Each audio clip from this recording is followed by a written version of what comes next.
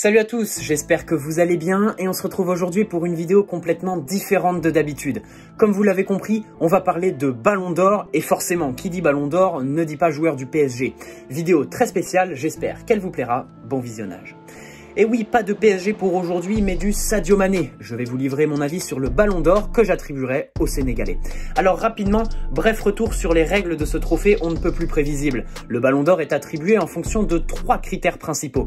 Les performances individuelles et collectives pendant l'année, la classe, le talent et le fair play du joueur, et enfin la carrière de ce dernier. Le Ballon d'Or est attribué par un jury international de journalistes spécialisés à raison d'un représentant par pays. Chaque jury désigne 5 joueurs par ordre décroissant de mérite à partir d'une liste de 30 nominés par la rédaction France Football. Les 5 joueurs cités se voient respectivement attribuer 6, 4, 3, 2 et 1 point. Vous le savez tous, ce lundi 2 décembre, au Théâtre du Châtelet à Paris, le Ballon d'Or 2019 sera attribué, sauf retournement de situation, à Lionel Messi. Donc vidéo subjective dans laquelle je ne ferai que livrer un avis subjectif, puisque, ne nous voilons pas la face, Sadio Mané ne sera sûrement pas sacré. Mais si on pousse un peu plus loin, selon moi, le Sénégalais de 27 ans a réussi une année digne d'un Ballon d'Or. Et ce, même quand on compte l'incroyable concurrence qu'il y a dans cette course à celle qui est considérée comme la plus prestigieuse des récompenses individuelles. Rapide, technique, dribbleur, provocateur sans ballon, au gros volume de jeu et très investi sans ballon, Sadio Mané est considéré pour la plupart des amateurs comme un des meilleurs offensifs du monde. Ce qui est sûr, c'est qu'il fait partie des plus rapides avec un record de vitesse à presque 35 km/h. Dans un premier temps, attribuer ce Ballon d'Or à Mané permettrait de récompenser le football de l'intensité, du travail, des sacrifices et des efforts pour l'équipe, alors que ces derniers temps, c'est plus le football du talent qui a été mis en avant. Prenons les 3 règles du Ballon d'Or comme fil conducteur de cette vidéo. Sur le plan individuel, Sadio Mané a terminé la saison dernière comme meilleur buteur de Première Ligue avec 22 buts. Il a inscrit 3 buts en phase à élimination directe en Ligue des Champions, notamment 2 qui ont marqué les esprits contre le Bayern. Et puis cette saison semble être la continuité de sa dernière avec Liverpool. 19 matchs, 12 buts et 2 passes décisives, le Sénégalais a des statistiques exceptionnelles, d'autant plus qu'il joue dans un championnat très relevé avec 2 autres attaquants qui le complètent parfaitement, mais avec qui il doit partager les statistiques. Mané est un homme des grands matchs. En témoigne son doublé face au Bayern, ses bonnes finales de Ligue des Champions et de Coupe d'Afrique des Nations, et son récent match contre Manchester City qui nous fait aussi constater qu'il est un joueur d'équipe qui ne se considère pas au-dessus et qui travaille sa discipline tactique et sa rigueur défensive comme tout le monde. Sur le plan collectif, Liverpool a terminé 2e de Première Ligue, mais avec 10 points de plus que le Barça de Messi par exemple. Si on prend la rivalité Messi-Ronaldo qui a pris le monopole du Ballon d'Or pendant une décennie, on constate que jamais Messi n'a gagné le Ballon d'Or quand Ronaldo a gagné la Ligue des Champions et vice-versa. Facteur X. Cette année, c'est Sadio Mané qui l'a gagné, avec en cerise sur le gâteau, une victoire et un doublé en Super Coupe de l'UEFA cet été. Avec son équipe nationale, il a marqué 3 buts en Coupe d'Afrique des Nations qu'il n'a pas gagné, mais presque, échouant en finale. Mais ce Mané incarne un football africain qui est tout de même très intéressant en ce moment. Une CAN très médiatisée, une équipe d'Algérie séduisante, des attaquants qui rayonnent, des milieux précieux, de solides défenseurs, des gardiens sous-cotés et un Sadio Mané qui permettrait de redorer l'image d'un football qui certes possède lui aussi son Ballon d'Or spécifique, mais qui attend depuis 1995 et George Weah un Ballon d'Or France Football en restant sur cette idée de discrimination. On pense notamment à Samuel Eto'o.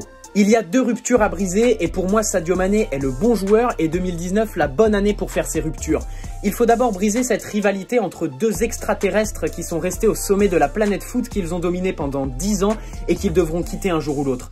Certes, l'année dernière, la rupture s'est effectuée avec l'attribution du Ballon d'Or à Modric. Mais quand je parle de rupture, c'est-à-dire donner le Ballon d'Or à un autre joueur que Ronaldo ou Messi et qui est sur la pente ascendante, au contraire de Modric. Deuxième rupture à effectuer entre le Ballon d'Or qui fuit les joueurs africains depuis 1995.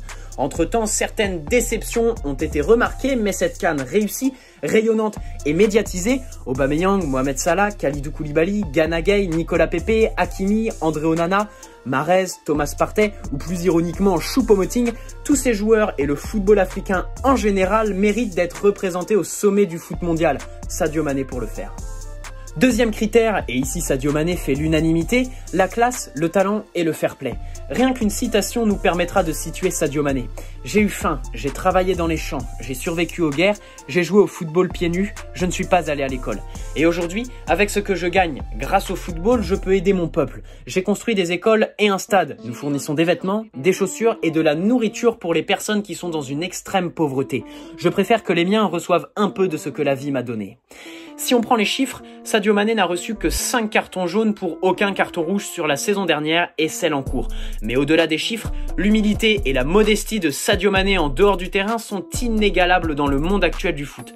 Pas la peine de vous faire un dessin, vous connaissez tous ô combien Mané est aussi humble que discret. Et ces facteurs sont pour moi d'une importance capitale dans un football qui a la réputation de mettre en avant des imbéciles arrogants qui ne savent que courir derrière un ballon et qui gagnent des millions pour ça. Sadio Mané incarne parfaitement l'exemple parfait d'un modèle à suivre pour tous par sa personnalité aussi singulière qu'attachante, mais aussi par son parcours atypique qui devrait tous nous motiver. Alors pour le football de l'effort, des sacrifices et des statistiques bien sûr, pour un joueur d'équipe et non pas le joueur d'une équipe, pour un joueur sénégalais qui mérite clairement d'être au sommet du foot et qui emmènerait avec lui tout un continent qui n'est pas du tout reconnu à sa juste valeur, pour un joueur qui a fait ce que peu d'autres sont capables de faire en première ligue, pour un joueur qui a gagné le facteur X du Ballon d'Or qui est la Ligue des Champions, pour un joueur qui a participé à l'élan positif d'une CAN réussie, pour un homme exceptionnel, pour une personnalité très attachante, pour briser une rivalité haletante mais pesante depuis 10 ans, pour briser le mauvais rapport entre le footballeur et l'argent, pour une philosophie de vie à suivre, pour le joueur des sacrifices d'équipe, pour un joueur de statistiques, pour un modèle d'humilité, le Ballon d'Or pour Sadio Mané.